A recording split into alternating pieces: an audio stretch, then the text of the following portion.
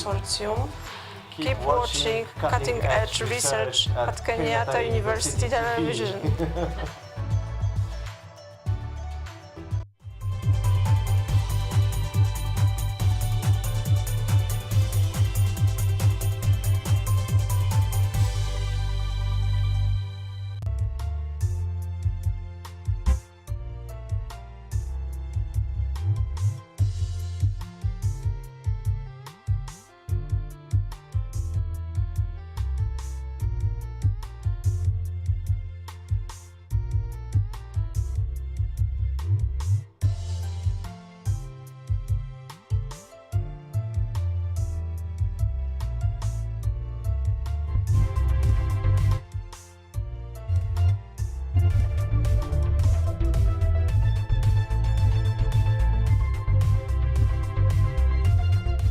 Good evening and many thanks for joining us this the 13th day of February, the year 2024.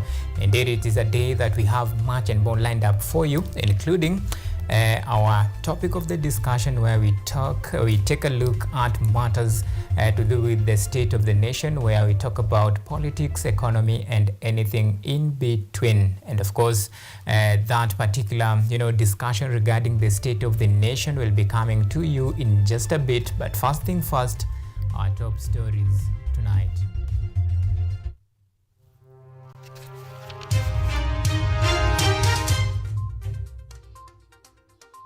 Tonight, back to business. Parliament resumes House business after long Christmas break.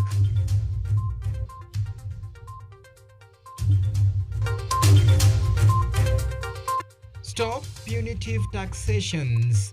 Azimio trades their gun on Kenya Kwanza for the rising cost of living and heavy taxations imposed on Kenyans.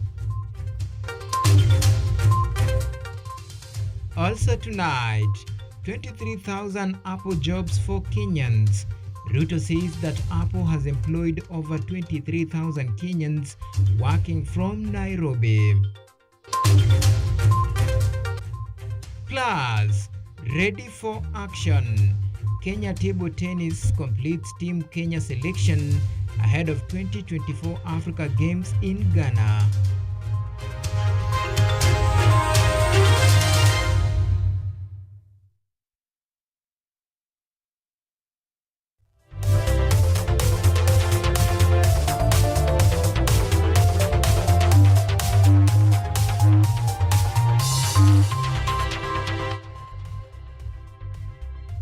This is KUTV Primetime News with Auma Evans.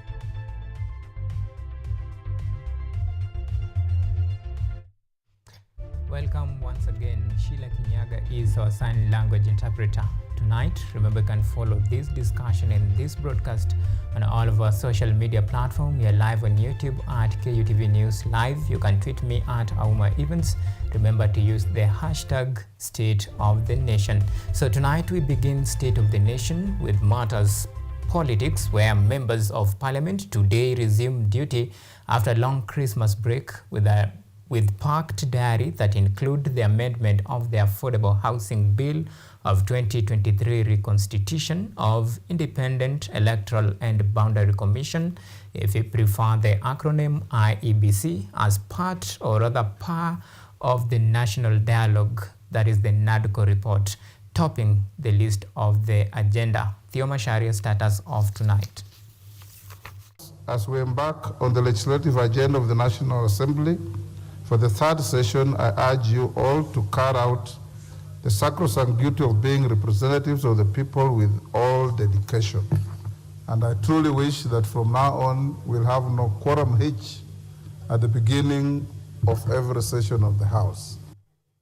As Parliament opened doors today, after a long recess, legislators are expected to debate, reject, or approve key legislative issues. Top of the agenda will be the contentious Affordable Housing Bill of 2023, sponsored by Majority Leader Kimani Ichung'wah, to legally allow the deduction of 1.5% housing levy from employees. The bill has been met with resistance from the opposition leaders, who have asked their members in parliament to reject the bill, with President Ruto whipping the legislators to fully back the bill. After the court halted the deductions under Finance Act of 2023, two committees of parliament have been going round collecting views on the housing levy, which will be presented before parliament. The August House will also be setting out to table and debate the adoption of the National Dialogue Committee on the restructuring and reconstitution of the IEBC. In the report, NADCO recommends the establishment of an expanded selection panel from the current 7 to 9 members to recruit the chair and commissioner of the IEBC. As the House debates on this critical issue, last week, the court ordered the selection panel to immediately commence the recruitment of IEBC commissioners amidst opposition from the Azimio coalition. Parliament will also discuss the Division of Revenue 2024 that will determine whether county governments will receive 407 billion shillings in shareable revenue for the 2024-2025 financial year, should a proposal by the Commission on Revenue Allocation be adopted by Parliament. The House is also expected to approve members to serve on key sessional committees and approve the House calendar for the year that will guide the sittings of the House up to December 2024. For KUTV, Theo Masharia. Now, opposition leader Raila Odinga has continued to criticize the Kenya Kwanza government for the high cost of living and heavy taxation imposed on Kenyans. Raila also faulted the government for depression in the value of Kenyan shillings, attributing it to the government-to-government, that is G2G system of obtaining oil implemented by the current government. Meanwhile, Wiper Party leader Kalonzo Musyoka was in Embu, where he expressed similar sentiment, as Yvonne Kemuma now reports.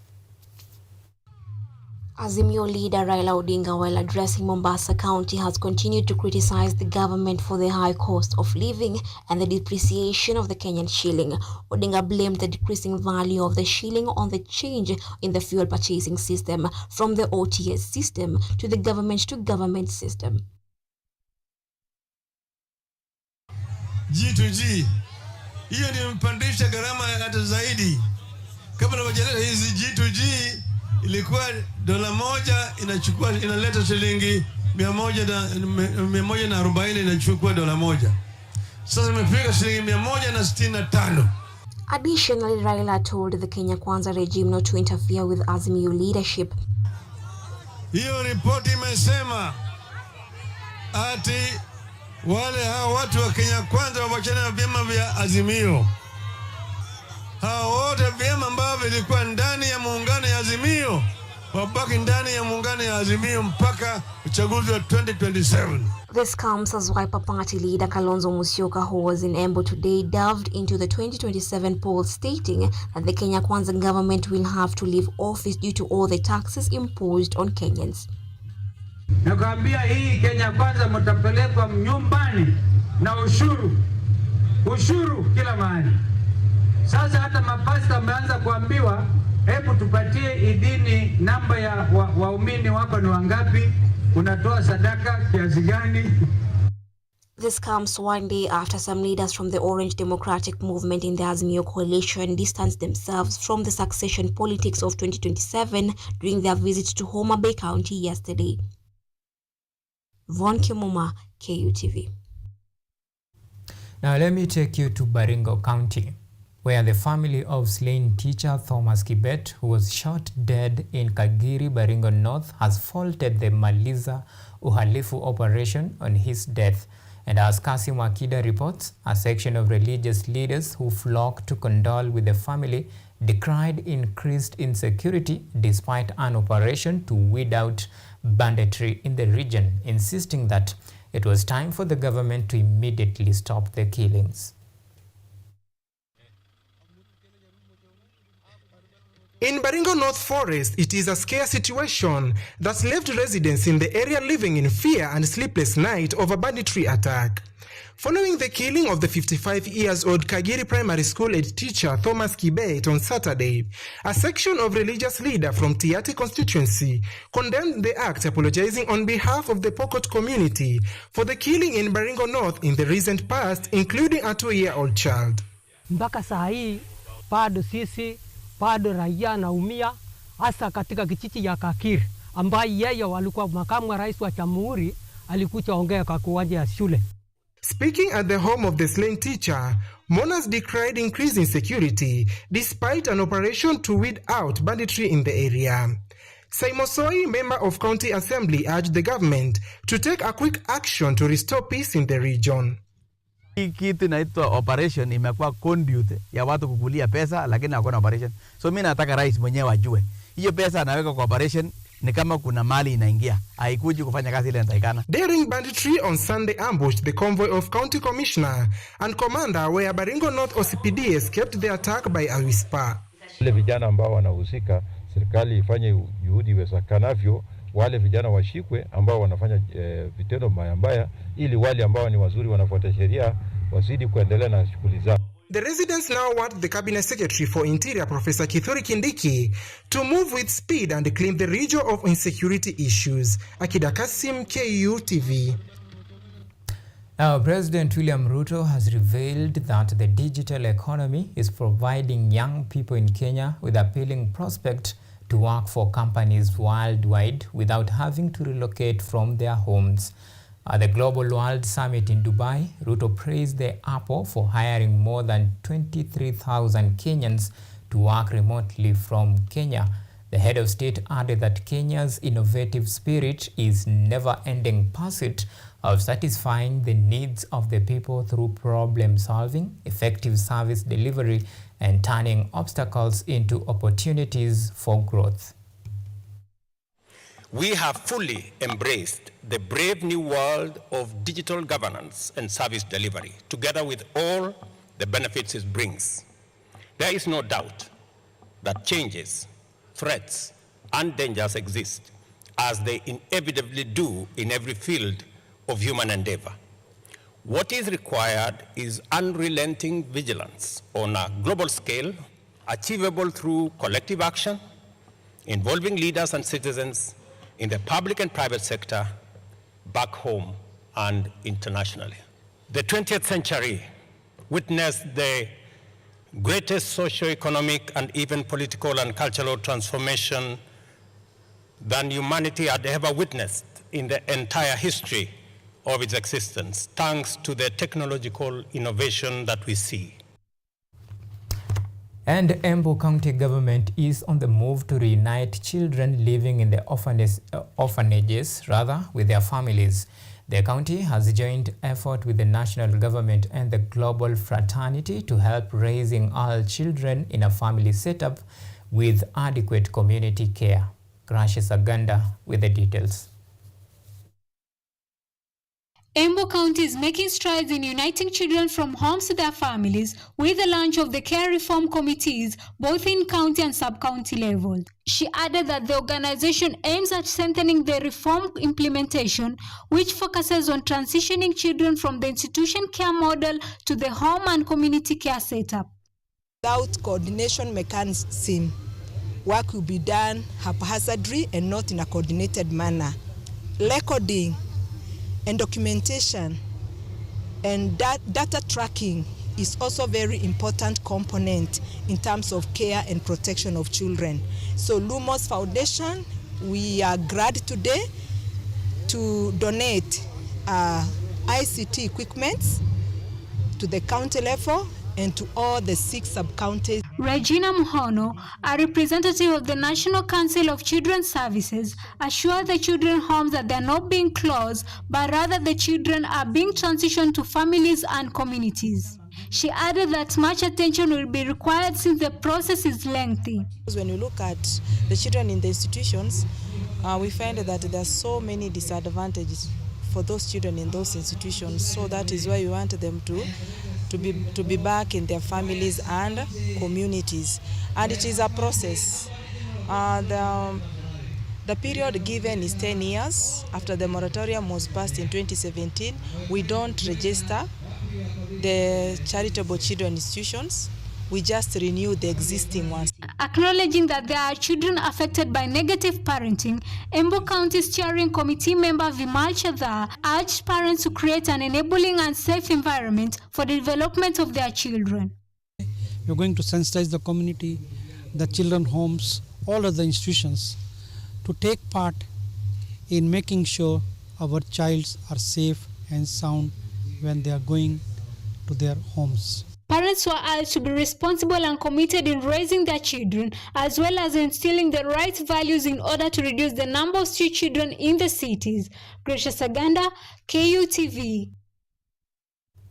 Now, a secondary school dropout from rural Malawi has brought electricity to his community using what he says is a groundbreaking air-powered generator bypassing use of fuel, oil or batteries. Experts have questioned about how the system works, but Malawi's government is pleading to support. VOA's Lamek Masina reports from Dawa district.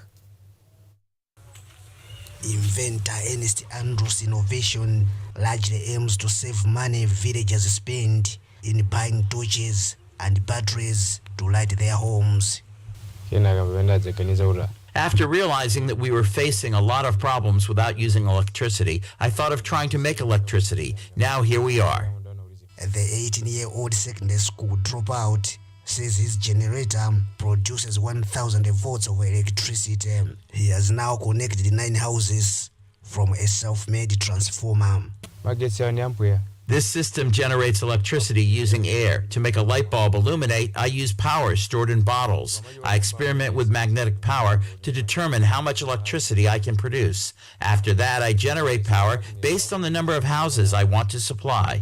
But experts complain of Andrew's failure to articulate how he is using air to generate electricity, or they say he might be purposely concealing it to prevent others from copying. What type of air is he using? We don't know. What air is doing to produce the power? We don't know. And he is not saying. How is he taking the air into his system to produce electricity? We don't know. And he's not explaining. So how can we appreciate? How can we assist as engineers? Katumba said if he proved real, Andrew's innovation would be rated among the most extraordinary in the world. The innovation has convinced skeptical neighbors. I was among those who were doubting. I asked him to connect my house too. Now life is simple. The villagers use the free electricity to charge phones and plug in electric shaving machines. Andrew's mother, Evelyn Chinguo, says he dropped out of school in 2018 because of lack of school fees. I am appealing to well-wishers to assist this boy to continue with his education, like sending him back to school to improve his innovative ideas, because the knowledge he is using now is inborn. Minister of Energy Ibrahim Matola recently expressed appreciation of the invention. Such innovations can make us achieve access to electricity, but not only access, affordability, sustainability. Authorities in Dowa district donated training, electric wires, protective wear, and a gadget for measuring electricity voltage. One thing that we're going to do as a district to make sure that whatever he's doing when he is working on the appliances is safe. The Malawi government has organized a group of experts and identify areas to assist. In the meantime, Andrew is working to connect the entire village and fulfill the government's request to illuminate the nearby public primary school. Lamek Masina, VOA News, Dowa District, Malawi.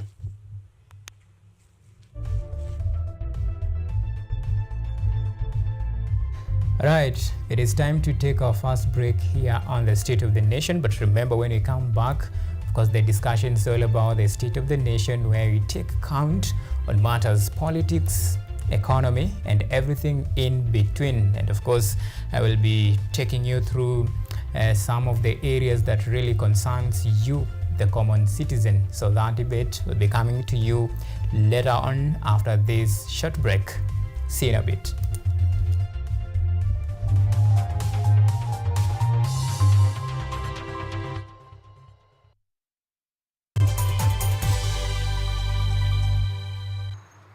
They are powerful and influential.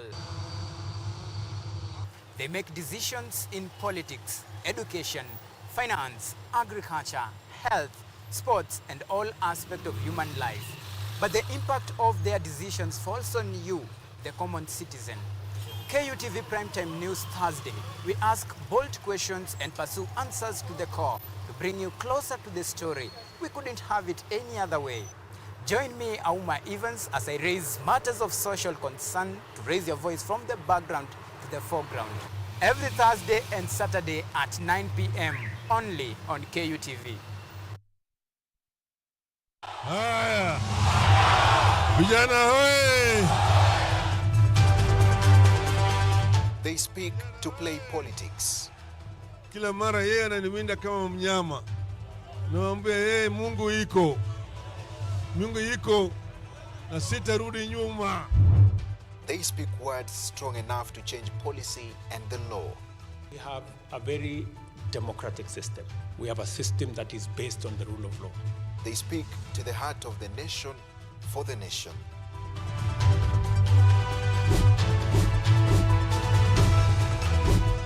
Simu imeleta mambo mingi sana. Mimi hata nataka ifungwe kabisa, na ifungwe hata WhatsApp na Facebook zifungwe kabisa.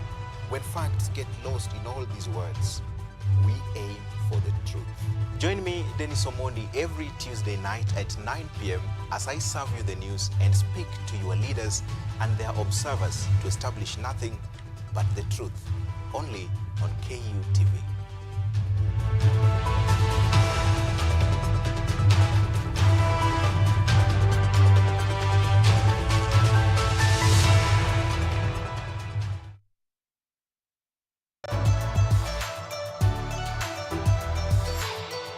My name is Kutv. I'm Associate Professor in the Institute of Philosophy of Jagiellonian University in Krakow, Poland. And I'm the main coordinator of the Cafe project, which is being here hosted by Kenyatta University. My name is Ewa Hudoba.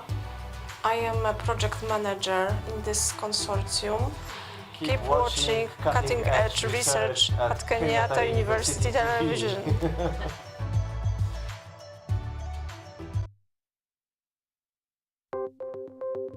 Maelfu na maelfu ya wahamiaji wakiwa na watoto kutoka nchi za Amerika ya Kati wanaendelea kuwasili kwenye mpaka kati ya Marekani na Mexico. But folks, I'm going. Thank you very, very much. I appreciate it. Thank you. Ni habari kutoka pembe zote duniani.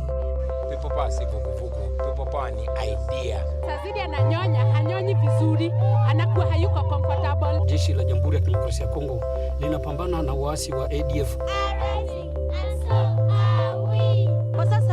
Wito kwa mashirika, makampuni na vile vituo vya uchukuzi. Mambo mengi yatakwenda kama yalivyopangwa. Hapa ni kuna mmoja wa viongozi wa chama cha wavuvi katika eneo hili. Zaidi tunajaribu kuwapa chanjo ili ina boost ama inanyanyua kinga ya mwili, hiyo inaenda kupelekea kupambana na virusi. Ni duniani leo, Jumatatu mpaka Ijumaa, moja kwa moja kutoka VOA Swahili, Washington DC.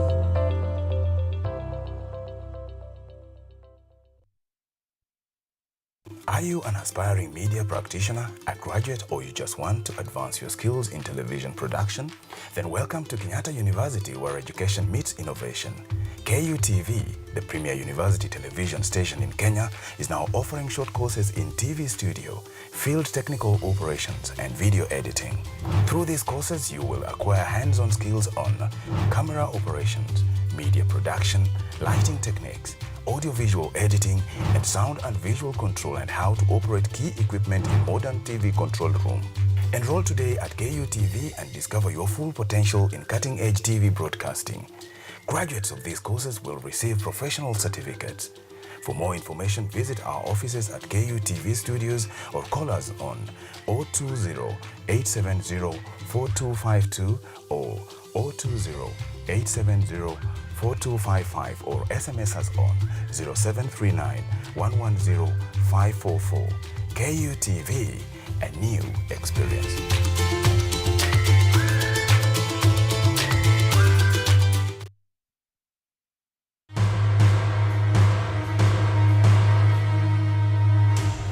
A loving husband and father. Nothing is too good for my daughter. An ambitious businessman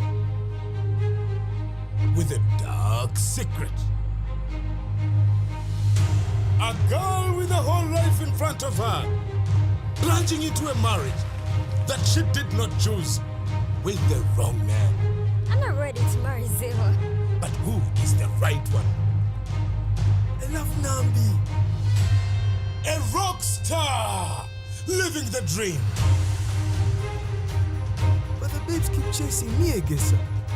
It ain't easy being famous. Especially with so many glamorous women around. A woman hell-bent on revenge. You will pay. Seductive, dangerous. She is a predator. Everybody needs it. Everybody wants it. They will do anything to get it. Love and wealth.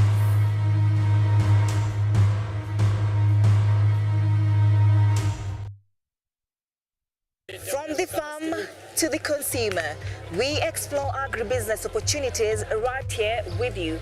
Changamoto lingine ni soko. Soko saa ingine bei inashuka tu drastic, kama saa hii hoho imeshuka chini. On Money Monday, we explore business stories and engage business professionals as reference points for analyzing investment opportunities. Last year, the economy grew by 4.8%,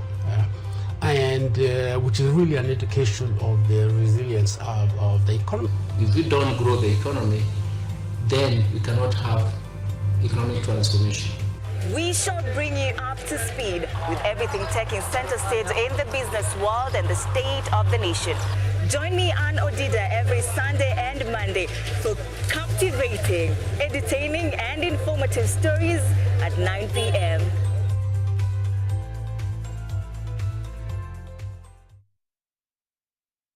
Technology, science, innovation, ICT and research. These are the ingredients upon which the solutions to the 21st century problems are founded. In a world that is rapidly changing, it's all hands on deck to ensure a balance in all fields of life.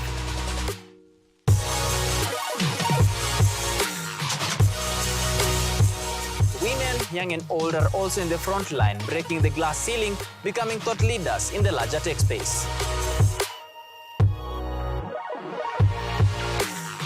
Not forgetting other societies marginalized.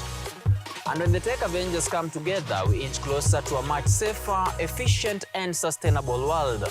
What we view as a norm in today's advanced world was just an idea, and for nostalgic reasons, we trace back to the iconic days to bring you the retro tech. On Tech Innovation Show, we encapsulate all the pillars of the fourth industrial revolution, decoded in a language, all for one for all. Every Monday at 8:30 as we push the mantra, keep learning something new each and every day. Only on KUTV, a new experience.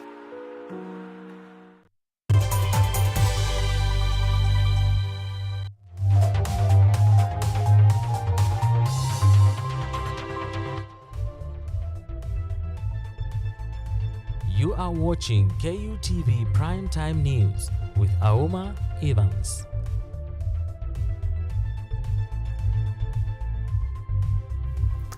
All right, welcome back, and this is the State of the Nation, where we take track of matters economy, politics, and everything in between. And of course, to help us navigate through this, very important conversation that concerns you the common citizen. And in line with that, we invite you to be part and parcel of this discussion. You can talk to us on all of our social media platforms. Remember, we are live on YouTube at KUTV News Live. You can tweet me at Auma Evans. Remember to use the hashtag State of the Nation. So let me introduce my guest pretty quick. That is Kai Nai Pamei, a CEO, Youth Champions for Sustainable Development Goals. And of course, you're still waiting for Rachel Tabitha, the opposition national youth leader. As soon as, she gets, will rob her into the discussion. But nonetheless, the discussion still continues here on KUTV State of the Nation. And of course, Kaikaya will take your, I'll borrow your thought on this particular very important discussion. I'm talking about over 23,000 jobs created by Apple for Kenyans, especially those in Nairobi. Well, I don't want to get into the semantics and the matrix and the rationale behind the numbers, but talk to me about this. How do you think about it? Thanks for having me. As we're talking about the state of the nation. Good. And the most pressing issue at the moment is the high rate of unemployment, alarming rate of unemployment for young individuals in Kenya. So, of course, our government cannot observe all of us because according to the Ministry of Education data, there are over 65,000 graduates from university every other year. We are not talking about colleges and these other certificate courses. We're just talking degree holders. So you can see that is a very huge number of individuals transitioning from high level of education to job space. The first step where the government is focusing to create opportunities for young people is under agenda of digital superhighway. As you know, the government has 5 agendas, and one of them is digital superhighway, which deals with innovation and ICT. That is where Jitume initiative come in. That is where partnership with Konza City come in, which is under ICT. That is where the Tattoo City comes in. That is where Microsoft come in. That is where, Deloitte and companies like that who have partnered with different ministries to help the youth, first of all, to get skills. There is a huge gap between what we are taught in the university and what the job demands. So that alone makes most of us that you think, because I've done economics and statistics and this job needs this and this, when you go to interview, you fail. So the first step is that Microsoft comes in to bridge the skill gap via online learning. You just log in. First of all, I hope most of the youth have logged in Jitume initiative. You just go to the website and then you log in and then you join the course that you want to. Then after that, there are courses, it is self-paced. You can take 5 days, you can take 1 month, you can take 4 months according to your commitment. Then you get the certificate and then there are jobs that they have advertised there.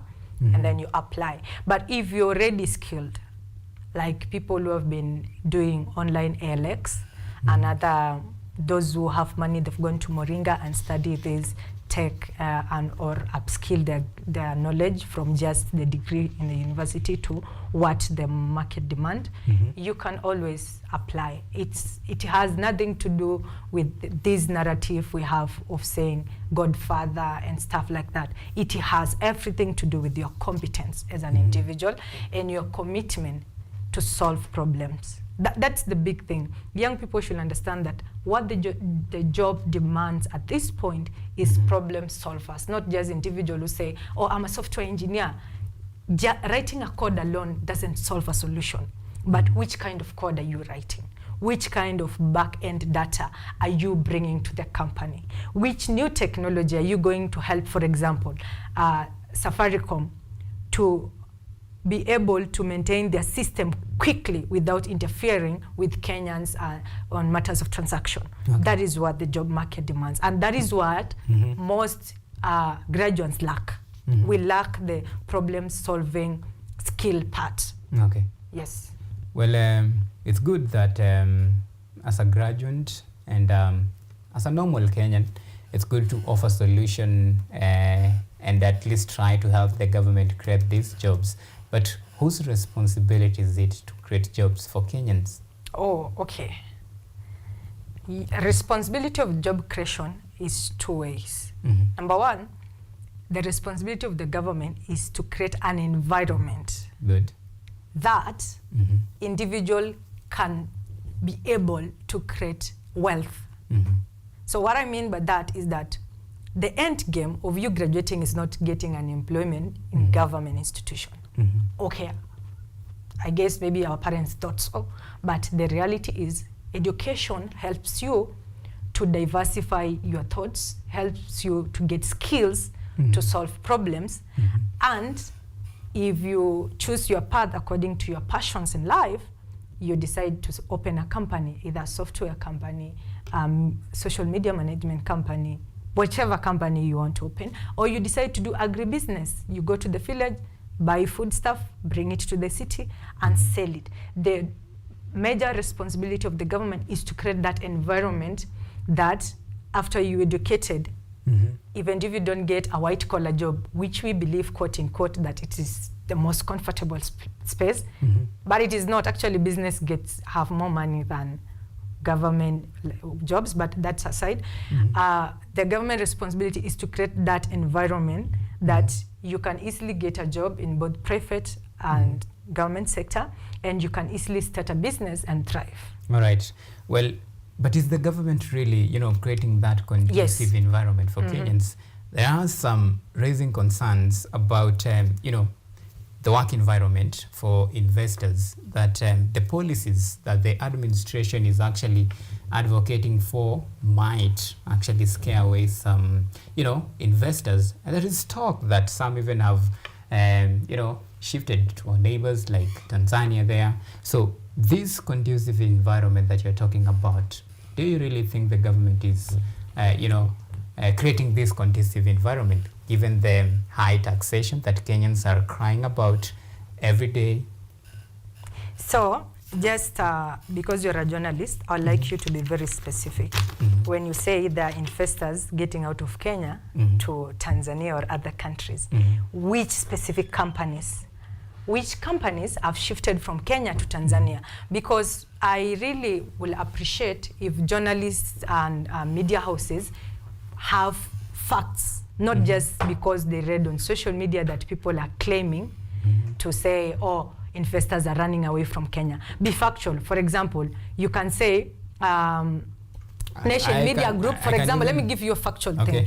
Media Group have cut off employment because they said the economy, according to the company is scaling down, not scaling up. That is factual because it's out there and they have even published it. But it cannot be fair if I decide to say all media houses are scaling down employment and I don't have facts. So let me just tell you about the environment for investment. Just to remind you that Kenya was ranked as the best investment destination for startup in 2023 by a global statistic company. And it attracted over $700 million US. So ask yourself, if it is true what you're saying, why will it be the leading in Africa? Well, we have the Federation of Employers who actually, if you follow the way you say you follow, they release a statement raising concerns about the state of the economy, the state of doing business in Kenya. And in their report, they detail some of the reasons that might have forced some of the employers to actually, some to scale down, as you suggest, and even some to cut completely. So I don't know if you are aware with that. That's why I told you some fear that, some of the policies that are being, implemented by the government might scare some investors, and that is a matter of fact. So let me tell you something about one thing that I think it has been done by the government, but the information is not in the public the right way that for them to understand. So investors fall under the Ministry of Investment, Trade and Industry. That is the ministry they fall in. And under that ministry, we have 3 state departments. State Department of Investment Promotion, State Department of Trade, and State Department of Industrialization. So in the specific State Department of Investment Promotion, it was not there initially. Remember, Kenya had a lot of bans in 2019, 2018, especially in exportation of meat, live and dead, both like live cows and nyama. And also the market for avocado was also banned during that time. And some medicinal agricultural products like chives. But after this government took place, it reconstituted the relationship of how Kenya attracts investment and how Kenya exports and how Kenya can compete with the rest of the world in products which are from Kenya. So according to that program, where the government has pushed new policies and strategy, we got back markets like Iran, Saudi Arabia, Egypt, that we are exporting meat, both live, na nyama, you know, and just meat which is being gingered here and then we export it. Those are things that were being banned initially. That is creating an environment that Kenya can do exportation and compete with other countries, number one. Number two, initially, the State Department of Investment Promotion was not there. So matters of investment were handled together with matters of trade. Remember, investment and trade are not the same. Because an investor can actually invest in a holding company, and the holding company decide where to put that money to do trading. So trading and investment are not the same thing. But initially, since independence, Kenya has always handled investment and trade as one thing. But from last year, when the State Department of Investment Promotion was created, is where now they came and put a one-shop stop for Kenya Investment Authority, whereby an investor can access all bankable projects from all the ministries in our government, where we have what we call public-private participation. So any projects the government is doing, but they don't have enough funds to finish the project, they invite foreign and local investors to invest in it. And those projects are just out there. You go to K-Invest, their offices are open every time in Upper Hill, and before even an investor come to Kenya, they can log in the website, they fill in details, they assign an individual from Kenya Investment Authority to take them through all the interests they have. They are told these are the projects Kenya have, and by the time they come to Kenya, they come and finalize the registration of the business that they want to start. And then after that, they are taken to the field. Because as I said, it's public-private partnership, PPP. Okay. All right. So if you see those are measures that makes investors to want to invest more in Kenya, and it boosts their confidence. So I will proudly say that the rumors that investors are going to the neighboring country are null, hot air, and void. All right. That is according to you, but information is there. I've challenged you. The Federation of Employers, go there, read the report, and you'll get that. But still in line with this, state of economy. Now let's talk about now tracking the economy. Now, up to date, we have a public debt of over 11.1 trillion as of December. This is according to the figures from the National Treasury. Compared to the last time, that is in September 2022. When now the President William Ruto, of course, took over. And when you compare the statistics between the first 12 months of President William Ruto and his predecessor, that is Uhuru Kenyatta, there is a quite big comparison. Some might say appetite, for borrowing, because this is a staggering figure if you ask me.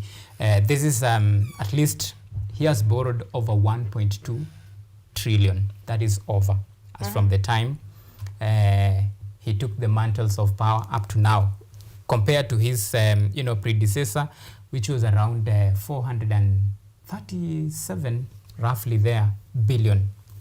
Well, this is a president that said that he does not encourage borrowing. So what could be the reason that maybe could fuel the desire to actually borrow? So first of all, let's remember the country with the biggest debt in the world is the United States of America. But you're talking about yes, Kenya. Yes, I'm starting the history of why countries borrow. So let me just take the floor. So I'll ask you, is the United States of America limited because their government has the biggest debt? The answer is no, because you know very well it's the most powerful country in the world. So the other thing that leads to borrowing for countries, before I come to specific point, I just want people to understand. The other reason why countries borrow debts is because there are targets. For example, we have Vision 2030, which is under the United Nations Sustainable Development Goals, that each country should at least achieve 80% of each of the 17 goals. Then you ask yourself, Kenya is not like DRC. DRC has gold, it has diamonds, it has different types of minerals, which they can actually trade in. They have huge amount of it that they can get a lot of money and do development. What Kenya only has is coffee and tea and flowers, and of course, skilled labor, which is educated population. Those are the only things that we have. And you all know that agriculture cannot give you a lot of funds for development like minerals. So first of all, it is very justifiable for Kenya to take debts for development. Okay. Yes, number two is you say the appetite.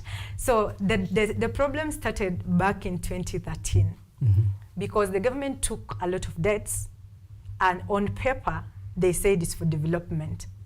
And also they said it's for the initiation process for sustainable development goals in 2015.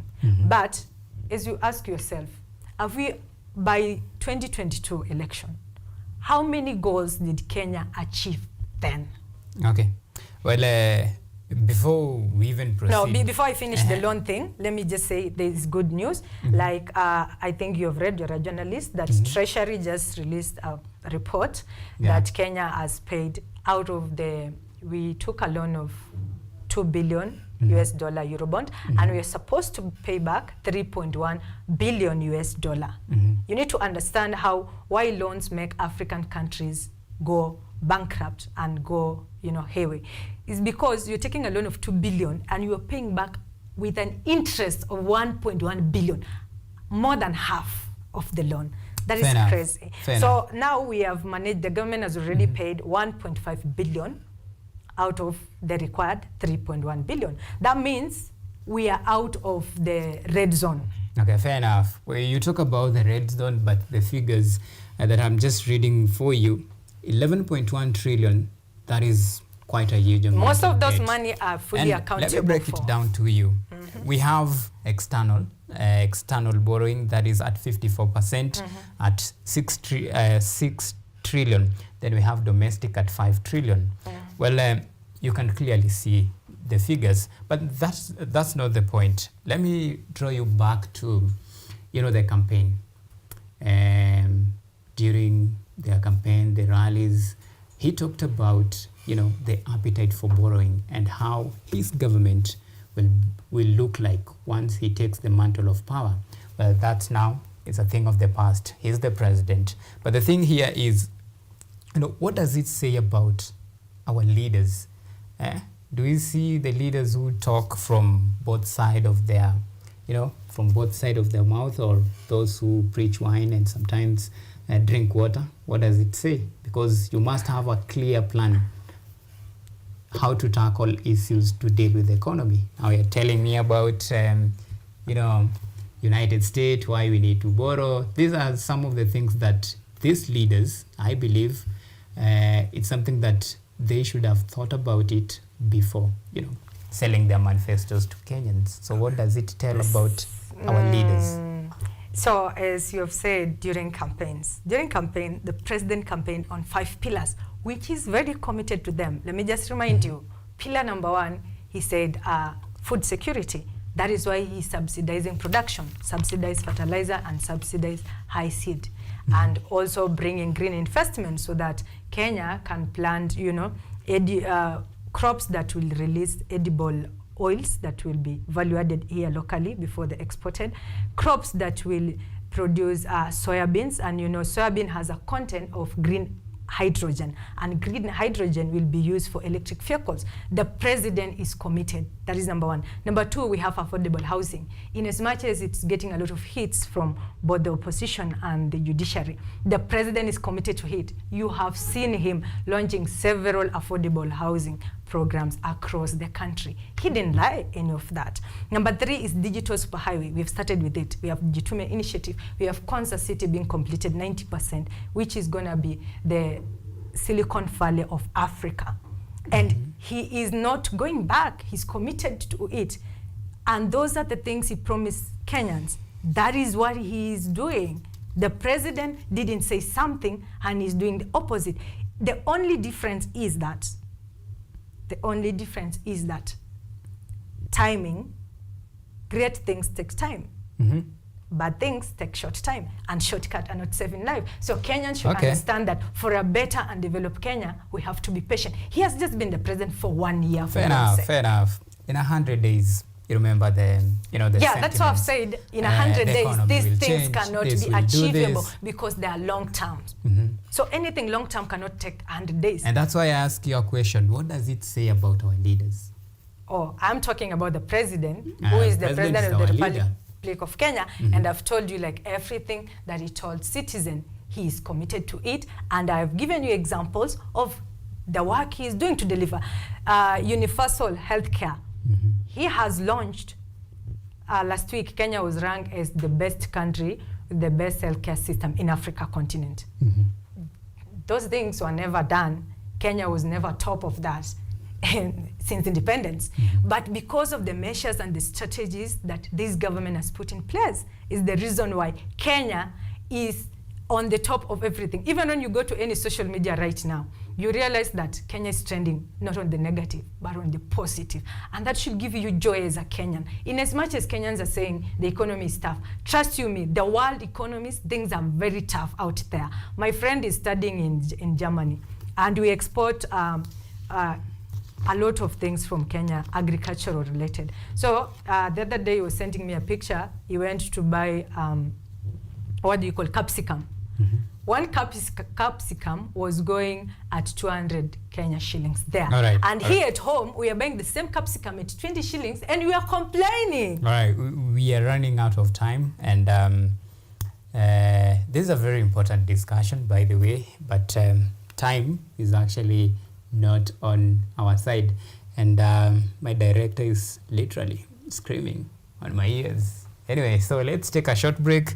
And of course, up next we'll be, up with some other news. Remember, this has been State of the Nation, where we take toll and track economy, politics, and everything in between. And my guest has been Kaikai Naipamei, CEO, Youth Champions for Sustainable Development Goals. Well, let's take this short break. When we come back, of course, plenty more to follow.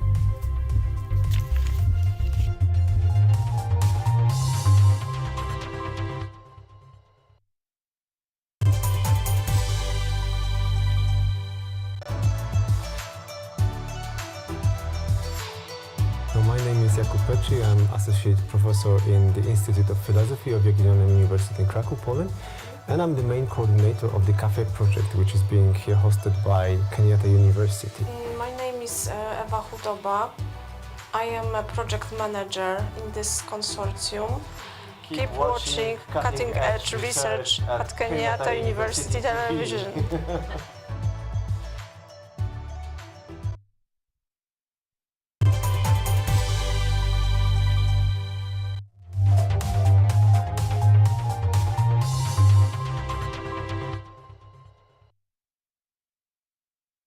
You are watching KUTV Primetime News with Auma Evans.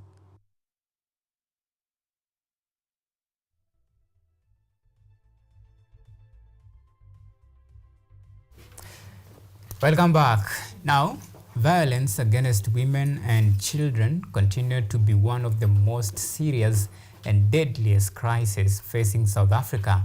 The country's current crime statistics paint a somber picture of a woman under siege It is a surge that Police Minister Becky Selly described as a shameful and one that must be confronted heads-on by the government, law enforcement, and the society. But for many women in South Africa, help is often too little and too late. VOA's Thuso Humalo reports from Johannesburg. 38-year-old Vandar Vesthuizen has been married for 10 years. The mother of 5 lives in an informal settlement in the Kalahari Desert of South Africa's Northern Cape province. After 8 years in an abusive marriage, Vandar Vesthuizen has filed for divorce. When he comes home, when he was drunk, he was like, he hit me. I was lying with a purple eye, and so when my oldest daughter come and sees that, she was like, "Mommy, why are you looking like this?" I was only crying because I don't have answers for her. Vandar Vesthuizen says the physical and emotional abuse, along with her husband's refusal to support their children financially, had pushed her to the limit. I was like, no, I must stop. I must divorce you before I will kill you. Because I'm a person, I'm taking a knife also, and to wanna help myself and stand up for myself, and that's not a solution. According to the South African Police Ministry's latest crime statistics, over 10,000 women were raped in just 3 months between July and September last year.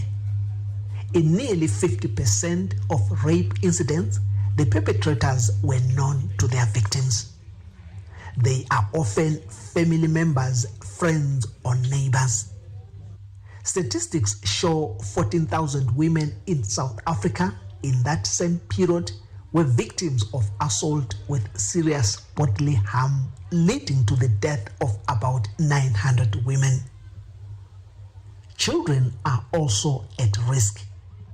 Close to 300 deaths were recorded during this time, with about 2,000 severely assaulted.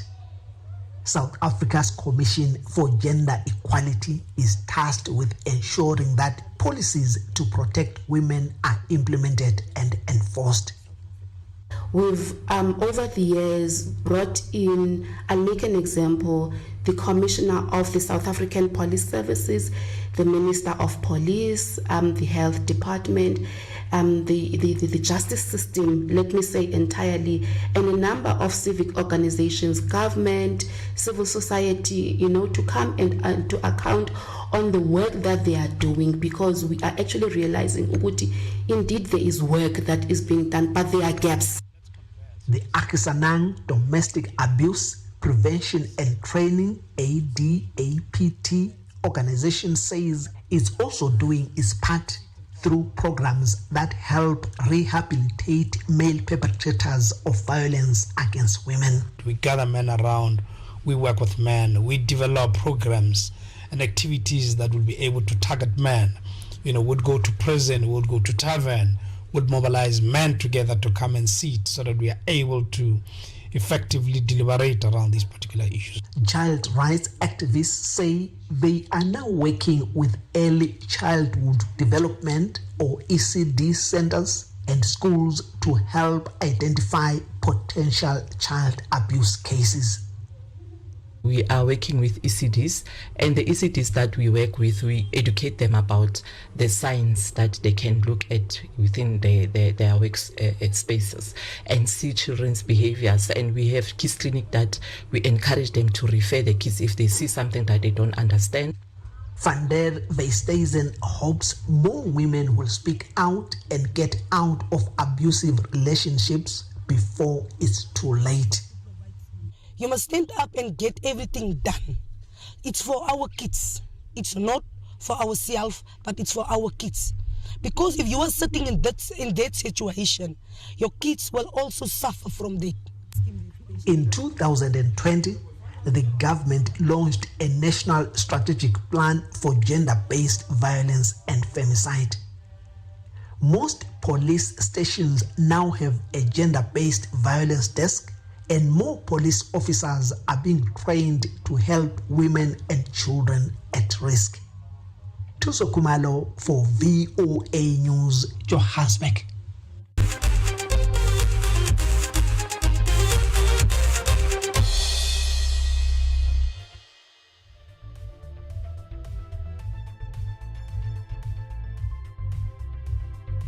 Sporting now. The Kenya Table Tennis Association has completed the selection of Team Kenya for the 2024 Africa Games slated for Ghana in March following the conclusion of the senior and junior trials at the Kenyatta University and at Arshall Sports Complex in Nairobi respectively. The provincial squad of 18 athletes comprising of 9 male and female will commence training in due course.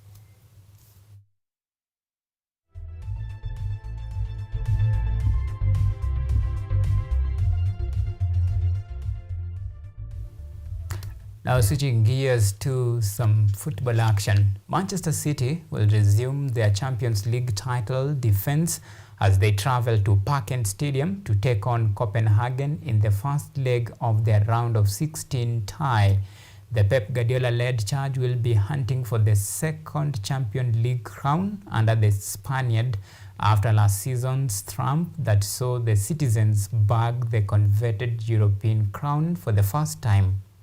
In another match slated for tonight, Real Madrid will travel to Red Bull Arena to battle it out with Leipzig for a spot in the quarterfinals of the UEFA Champions League.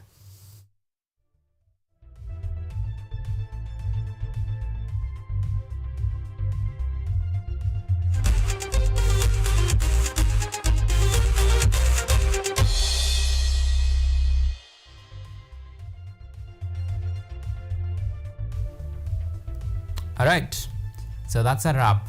Many thanks for all those who made this production a success, and for you, my esteemed viewers, for always keeping us a company in the last 60 minutes or so. My name is Auma Evans, and of course Sheila Kinyaga has been our sign language interpreter tonight. Until next time, it's a bye-bye and do have a lovely night.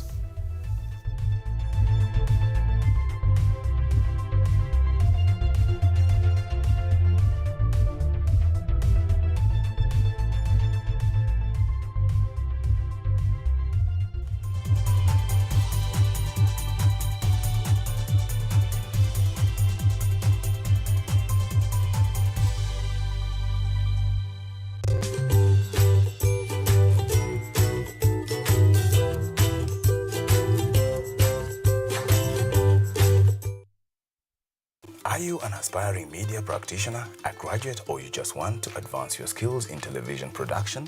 Then welcome to Kenyatta University, where education meets innovation. KUTV, the premier university television station in Kenya, is now offering short courses in TV studio, field technical operations, and video editing. Through these courses, you will acquire hands-on skills on camera operations, media production, lighting techniques, audiovisual editing, and sound and visual control, and how to operate key equipment in modern TV control room. Enroll today at KUTV and discover your full potential in cutting-edge TV broadcasting. Graduates of these courses